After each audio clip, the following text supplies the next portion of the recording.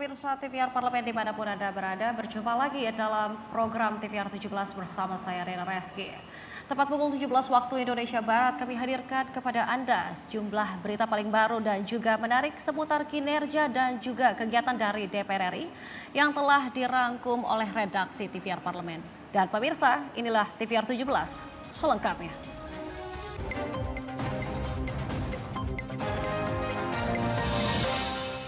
Pemirsa, kita awali berita sore hari ini dari lokasi Ibu Kota Nusantara. Dan meski infrastruktur belum siap secara menyeluruh, di sini anggota Komisi 9 DPR RI menyebut IKN adalah ibu kota negara yang sah menurut undang-undang. Dan sehingga bisa dijadikan lokasi upacara HUT Kemerdekaan Republik Indonesia. Anggota DPR RI Rahmat Handoyo mendukung rencana pemerintah yang akan menyelenggarakan upacara HUT RI ke-79 di IKN. Rahmat Handoyo menilai tidak ada masalah yang perlu diperuncing perihal lokasi penyelenggaraan upacara HUT RI di dua lokasi berbeda tahun ini. Meski infrastruktur belum siap secara menyeluruh, Rahmat menyebut IKN adalah ibu kota negara yang sah menurut undang-undang sehingga bisa dijadikan lokasi upacara HUT Kemerdekaan Republik Indonesia. Intinya adalah kita bersyukur, kemudian kita bersukacita, kemudian kita merefleksikan bagaimana kita mengenang 17 Agustus 45 itu. Itu intinya. Kalau pada akhirnya pemerintah mengambil keputusan untuk merayakan secara kenegaraan di IKN, itu suatu hal yang tidak ada masalah menurut parlemen. Sementara itu, anggota Komisi 7 DPR RI Andi Yuliani Paris meminta pemerintah memperhatikan pasokan listrik di Ibu Kota Nusantara untuk menunjang keberlangsungan rangkaian acara HUT Kemerdekaan.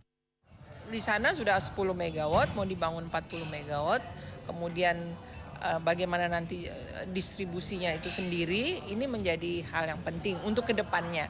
Tapi kalau hanya untuk upacara di tanggal 17 Agustus di IKN, ya tentunya 10 megawatt ini sudah cukup. Ya, sudah cukup. Tapi yang paling penting bukan hari 17 Agustusnya saja, tapi industri baterai kalau PLTS-nya 10 megawatt, kemudian nanti akan dibangun lagi 40 megawatt. Ini ada industri baterai ini harus dikembangkan ke depan. Tim Liputan TVR Parlemen melaporkan. Pemirsa, Ketua DPR RI Dr. Honoris Causa Puan Maharani di sini berharap dapat meningkatkan kerjasama antara berbagai isu berdasarkan prinsip dan juga kaidah hukum internasional. Humas DPR RI telah usai melaksanakan kegiatan parlemen remaja yang ditutup langsung dengan audiensi Ketua DPR RI Dr. Honoris Causa Puan Maharani dengan peserta terbaik Parja 2023. Dalam audiensi ini, Ketua DPR RI Dr. Honoris Causa Puan Maharani berharap setiap peserta Parja dapat senantiasa mengembangkan nilai-nilai dasar kepemimpinan serta terus mengasah dan membangun pemikiran kritis untuk selalu peka terhadap persoalan bangsa dan negara. Dalam acara tersebut, Wakil Ketua Komisi 9 DPR RI, Charles Honoris mengucapkan apresiasi kepada peserta-peserta terbaik Parlemen Remaja 2023. Menurutnya, Parlemen Remaja adalah kegiatan yang efektif untuk meningkatkan kesadaran generasi muda terhadap isu-isu politik dan kegiatan keparlemenan. Masyarakat khususnya generasi muda mengetahui apa yang dikerjakan DPR dan kegiatan seperti ini tentunya akan sangat menarik ya, cukup efektif untuk bisa meningkatkan keingintahuan atau ketertarikan anak muda Indonesia terhadap politik dan kerja-kerja parlemen. Salah satu peserta terbaik Parlemen Remaja 2023, Nimade Cista, berkomitmen menyebarkan kembali ilmu-ilmu yang didapatnya selama menjalankan kegiatan Parlemen Remaja 2023 kepada generasi muda Indonesia. Dan dari sana kami juga saling menyampaikan pendapat dan mengedukasi masyarakat bahwa pemilu itu kita harus memberikan hak suara kita sebagai seorang warga negara. Jadi dari sana kami berkesempatan untuk bisa menyebarkan kembali ilmu-ilmu tentang politik dan hukum kepada remaja-remaja di sekitar kami. Adila dan Angga, TVR Parlemen melaporkan. Pemirsa, penandatanganan MOU Indonesia-Rusia diharapkan dapat meningkatkan kerjasama dalam berbagai isu. Tentunya berdasarkan prinsip dan juga kaidah hukum internasional. Sebagai negara besar dan merupakan salah satu kekuatan dunia, hubungan bilateral Indonesia-Rusia secara umum dinilai baik, saling menghormati kedaulatan kedua negara, serta saling menguntungkan. Usai menerima kunjungan kehormatan Duta Besar Rusia Sergei Tolchenov, anggota GKSB Indonesia-Rusia Dipo Nusantara menekankan kerjasama khususnya dalam bidang hukum. Indonesia-Rusia telah meratifikasi perjanjian tentang bantuan hukum timbal balik dalam masalah pidana yang tertuang dalam Undang-Undang Nomor 5 Tahun 2021. Dipo berharap penandatanganan MOU kedua negara ini dapat meningkatkan kerjasama yang telah terjalin dalam isu-isu yang mewakili kepentingan bersama berdasarkan prinsip dan kaidah hukum internasional. Kami menekankan peningkatan kerjasama di antara kedua negara, khususnya Indonesia, yang telah meratifikasi perjanjian antara Indonesia dengan Rusia tentang bantuan hukum timbal balik dalam masalah pidana sebagaimana tertuang dalam Undang-Undang Nomor 5 Tahun 2021 tentang pengesahan perjanjian antara Republik Indonesia dengan Federasi Rusia tentang bantuan hukum timbal balik dalam masalah pidana. Kami berharap kerjasama yang terbangun dapat dilaksanakan secara berkesinambungan. Hubungan diplomatik Indonesia-Rusia sudah berlangsung sejak tahun 1950. Posisi Rusia dinilai sangat penting bagi Indonesia, baik secara ekonomi, politik, maupun sosial dan budaya. Dipo Nusantara berharap kerjasama ini terus berlanjut dan menguntungkan kedua belah pihak. Mario dan Teddy, TVR Parlemen, melaporkan. Pemirsa, DPR RI di sini menyambut baik pembentukan Satgas Judi Online. Dan di sini Satgas Pemberantasan Judi Online ini dinilai harus fokus pada akar permasalahan yang terjadi. Dan informasi selengkapnya akan kami hadirkan sesaat lagi. Jangan kemana-mana, tetaplah di TVR 17.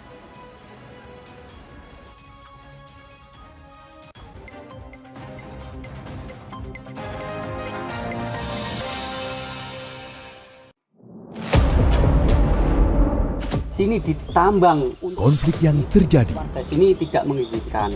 masalah yang tersisihkan menjadi kesenjangan sosial. Ya namanya rakyat kecil gak bisa apa-apa, mau komplain juga gak didengar. Sebab apa? Itu menyangkut isi perut kami semua. Bagaimana memutus keterbatasan untuk didengar? Jadi kalau misalnya masyarakat sudah merasa tidak lagi ada yang memperjuangkan aspirasinya, maka masyarakat memang sangat berhak untuk meminta dewan yang mewakili mereka di parlemen.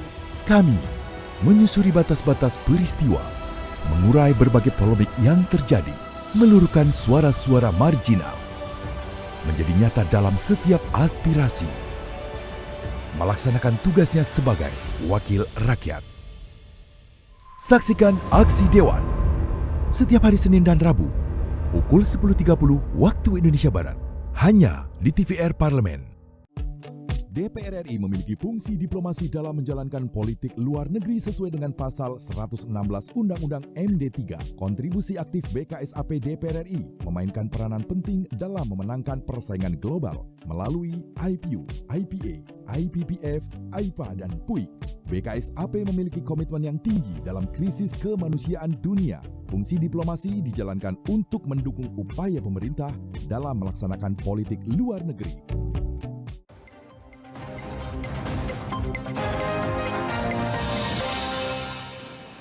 Kita kembali di TVR 17 pemirsa. Dan pemirsa, sini judi online memiliki tentunya dampak yang sangat berbahaya terhadap kehidupan masyarakat. Seperti terjadinya pembunuhan, perceraian, bahkan pencurian hingga kemiskinan. Dan di sini DPR RI sangat mengapresiasi Satgas Pembentukan Judi Online untuk melindungi masyarakat dari dampak negatif judi online, serta menjaga stabilitas sosial dan juga ekonomi negara. Simak liputan mendalam yang telah dihimpun oleh tim redaksi TVR Parlemen dalam segmen editorial Parlemen. Berikut ini.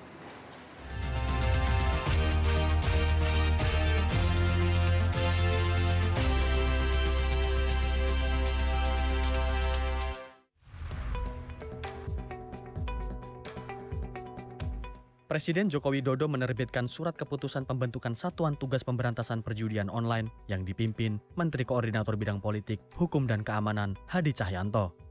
Pembentukan Satgas tersebut tertuang dalam Keputusan Presiden Nomor 21 Tahun 2024 tentang Satuan Tugas Pemberantasan Perjudian Daring yang terbit di Jakarta 14 Juni 2024. Menanggapi itu, DPR RI menyambut baik pembentukan Satgas Penanganan Judi Online yang baru-baru ini diterbitkan.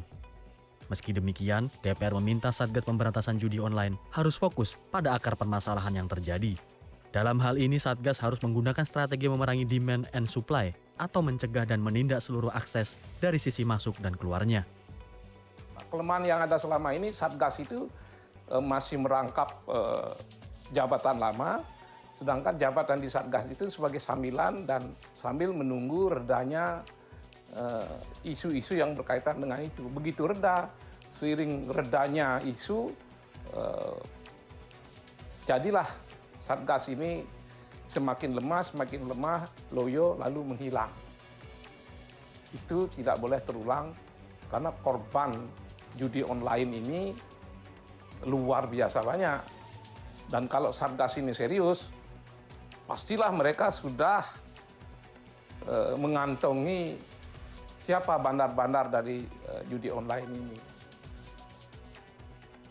Judi online memiliki dampak yang sangat berbahaya terhadap kehidupan masyarakat, seperti terjadinya pembunuhan, perceraian, pencurian, hingga kemiskinan. Oleh karena itu, DPR sangat mengapresiasi dan mendukung terbentuknya Satgas Judi Online untuk melindungi masyarakat dari dampak negatif judi online, serta menjaga stabilitas sosial dan ekonomi negara. Jadi mudah-mudahan dan Satgas ini terbentuk dapat mengurangi dampak negatif yang timbul akibat itu. Di mana puncak dari dampak negatif ini seperti seorang polwan membakar suaminya, seperti seorang anggota TNI bagian keuangan memakan uang kesatuannya. Semua itu digunakan untuk judi online. Belum lagi keluarga yang berantakan karena akibat judi online. Jadi saya rasa ini sangat penting sekali. Kita harus ingatkan pemerintah, Satgas itu semangatnya menuntaskan, ya, karena mereka sudah berkolaborasi, ya. Nah harapannya diselesaikan sampai ke akar-akarnya. Kalau tidak diselesaikan sampai ke akar-akarnya, sampai kapanpun, ya, kita tidak mampu kemudian memberantas judi online ini, apalagi dengan internet ya di mana-mana, ya. Nah ini kan tantangan juga bagi pemerintah dalam konteks memberantas judi online di Indonesia. Kasus judi online di Indonesia tercatat mencapai 1.196 kasus pada tahun 2023 dan 792 kasus pada tahun 2024 dengan total 3,5 juta pemain yang 80%-nya terdiri dari masyarakat ekonomi menengah ke bawah. Oleh karena itu, DPR meminta Satgas Judi Online yang telah dibentuk oleh Presiden Jokowi harus mengambil langkah konkret untuk memberantas judi online. Selain itu, DPR meminta pemerintah untuk mengatasi akar persoalan dari judi online, mulai dari memperkuat pendidikan dasar oleh keluarga, pendidikan di sekolah, hingga penerapan hukum yang lebih tegas. Sehingga judi online yang kini mulai menyerang kalangan anak-anak bisa dicegah dan diantisipasi sejak dini. Makanya yang perlu diatasi pertama adalah pendidikan. Pendidikan keluarga, pendidikan sekolah. Di mana kita diberikan suatu pemahaman bahwa judi itu dilarang. Memang ada dalam undang-undang. Dalam KUHP pasal 303 itu masalah judi itu. Nah, kemudian kalau sudah pemahaman itu baik, adalah suri tauladan dari kita sendiri. Ini penting sekali diberikan pada masyarakat. Dan ketiga adalah menerapkan hukum yang tegas terhadap mereka yang melakukan judi online. Seperti yang dikatakan oleh Panglima TNI dan Kapolri, malah Panglima TNI lebih keras lagi. Dapat pecat kalau perlu. Game daring disinyalir jadi pintu masuk anak-anak terjebak judi online. Menurut data Satgas Pemberantasan Judi Online, 80.000 orang atau 2% dari total pemain judi online di Indonesia adalah anak-anak berusia di bawah 10 tahun.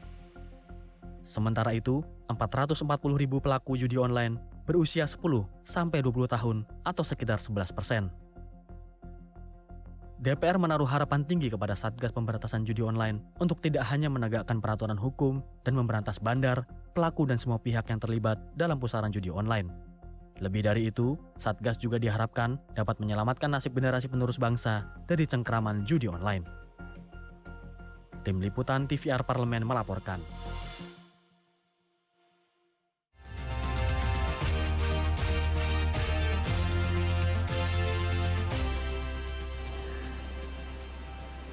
Pemirsa, sidang tahunan MPR bersama DPR dan juga DPD RI akan digelar esok hari, dan juga di sini sidang paripurna serta penyampaian RAPBN 2025 beserta nota keuangannya akan digelar besok.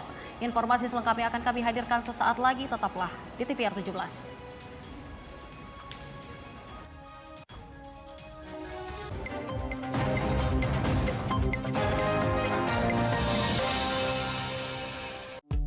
DPR RI memiliki fungsi diplomasi dalam menjalankan politik luar negeri sesuai dengan pasal 116 Undang-Undang MD 3. Kontribusi aktif BKSAP DPR RI memainkan peranan penting dalam memenangkan persaingan global melalui IPU, IPA, IPPF, IPA, dan PUIK.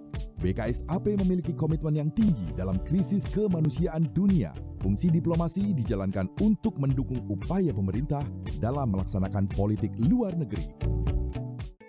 Selamat datang di Biro Pemberitaan Parlemen. Anda memasuki kawasan zona integritas menuju wilayah bebas dari korupsi atau WBK dan wilayah birokrasi bersih dan melayani atau WBBM.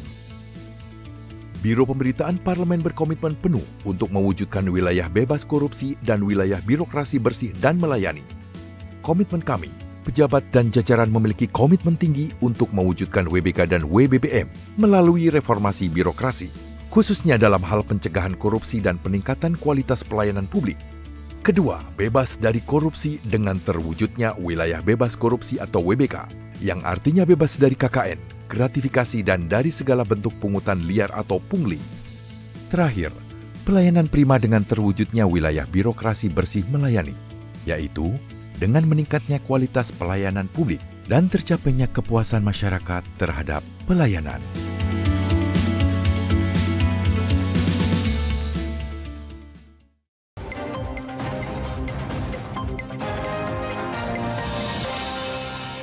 Kembali di TVR 17 pemirsa. Dan pemirsa, tentunya pelaksanaan gladi bersih yang akan dilaksanakan besok di sini, pelaksanaan itu dihadiri oleh Ketua DPR RI yaitu Dr. Honoris Causa Puan Maharani. Dan bagaimana situasi itu berlangsung? Berikut laporan teman kami Nadia Sudirja dari Senayan, Jakarta.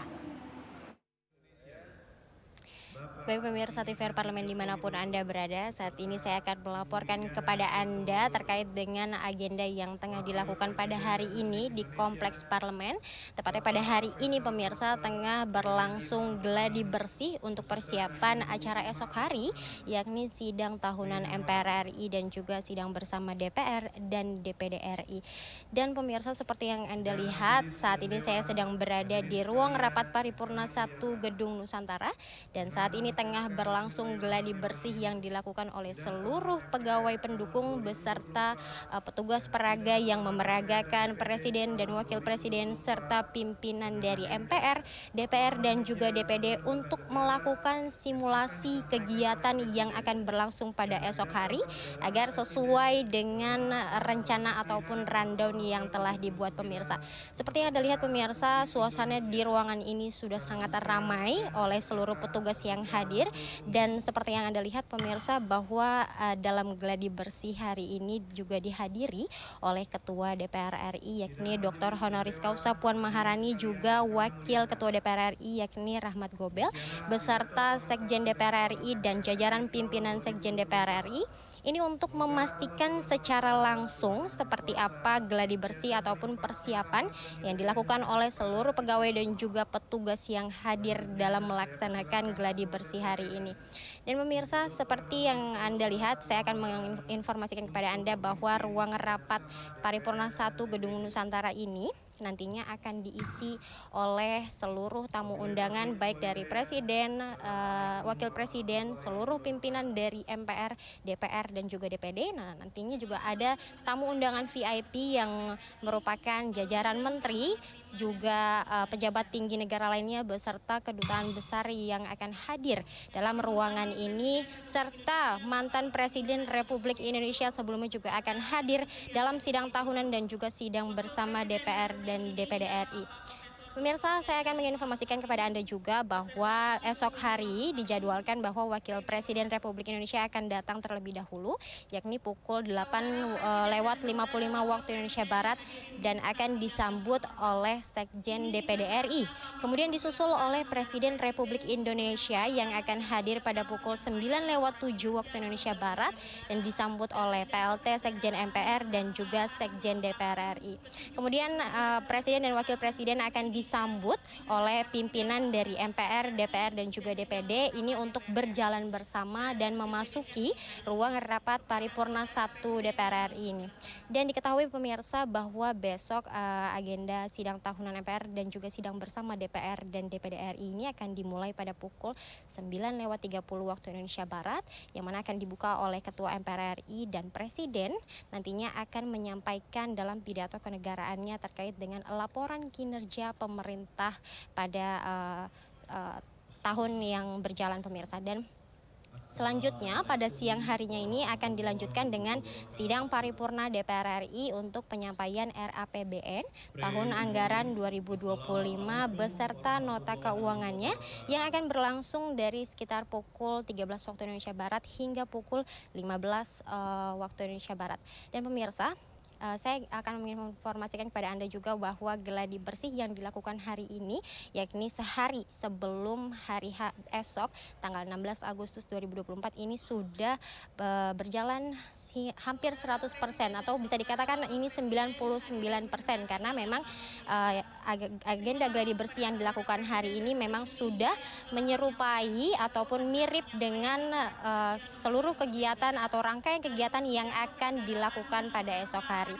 Dan pemirsa, seperti yang Anda lihat di sini juga sudah terdapat petugas peraga yang juga memeragakan kegiatan yang akan dilakukan esok hari, di mana hari ini juga sudah dihadiri oleh orkestra dan juga marching band dari Universitas Pertahanan untuk mengisi acara ini, untuk mengisi lagu pada acara ini, hingga suasana pada acara sidang tahunan dan juga sidang bersama DPR dan DPD RI ini akan berlangsung hikmat permisa.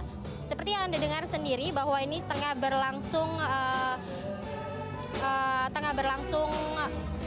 pertunjukan dari orkestra Universitas Pertahanan yang membawakan lagu yang esok akan dibawakan oleh orkestra dari Universitas Pertahanan. Pemirsa, demikian yang dapat saya laporkan. Pantau terus seperti apa jalannya rangkaian acara sidang tahunan MPR RI dan juga sidang bersama DPR dan DPD RI esok hari, tepatnya pada hari Jumat tanggal 16 Agustus 2024, tepatnya di TVR Parlemen. Sekian dari saya Nazia Sudirja, kembali ke studio. Dan selanjutnya pemirsa, apa saja yang menjadi topik perbincangan di media headline di media online pada hari ini? Tetaplah di TVR 17.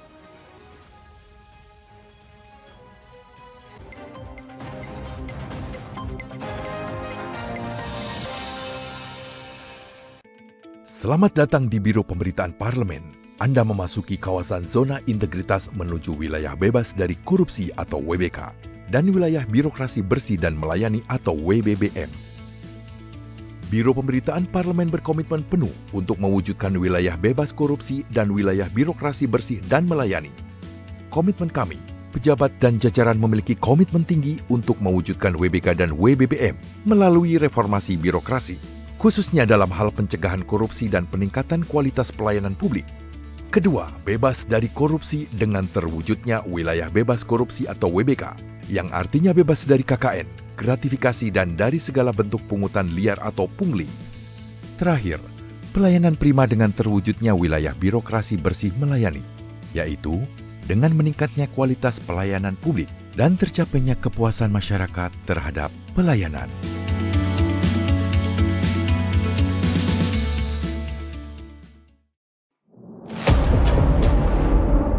Sini ditambang. Konflik yang terjadi. Warga sini tidak mengizinkan. Masalah yang tersisihkan menjadi kesenjangan sosial. Ya namanya rakyat kecil gak bisa apa-apa.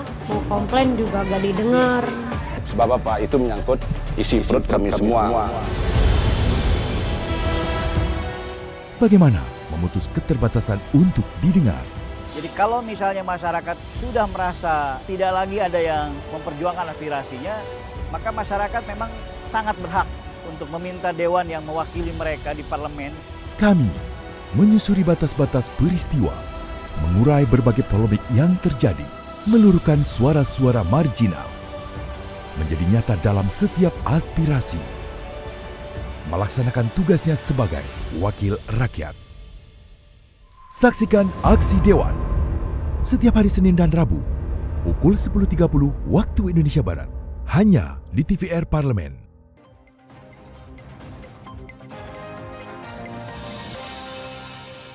Pemirsa, kali ini kita masuk ke segmen media online nasional. Mari kita simak isu apa saja yang menjadi sorotan media serta tanggapan dari sejumlah anggota Dewan bersama rekan kami Zia Ulbar. Silakan Zia.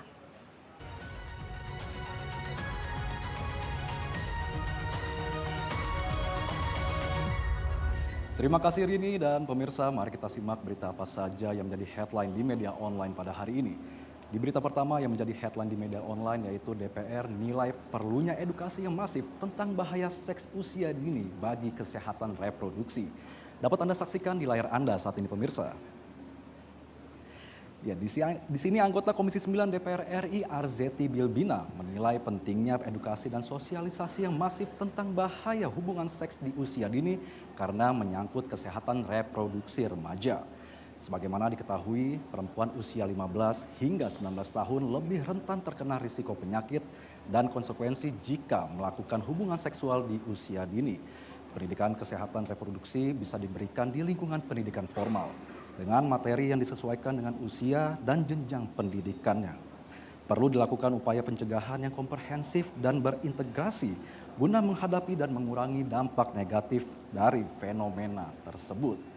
Dan pemirsa, berita selanjutnya yang menjadi headline di media online yaitu Mulyanto minta pemberlakuan BBM berstandar Euro 4 tidak tergesa-gesa. Dapat kembali Anda saksikan di layar Anda saat ini pemirsa.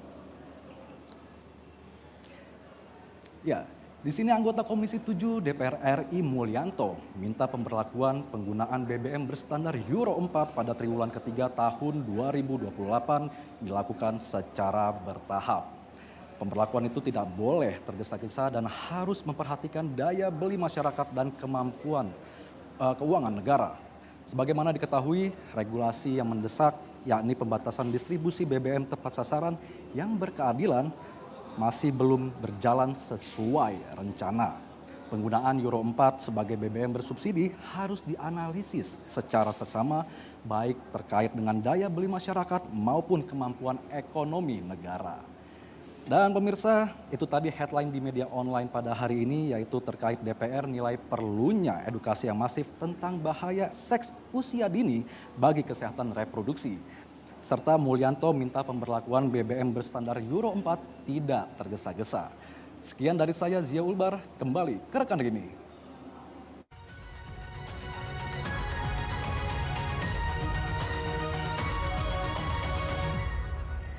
Baik, terima kasih rekan Zia. Pemirsa, segmen media online tadi sekaligus menutup program TVR 17 pada sore hari ini. Segenap kru TVR Parlemen yang bertugas hari ini mengucapkan terima kasih atas perhatian Anda. Saya Rina Reski dan sampai jumpa esok hari.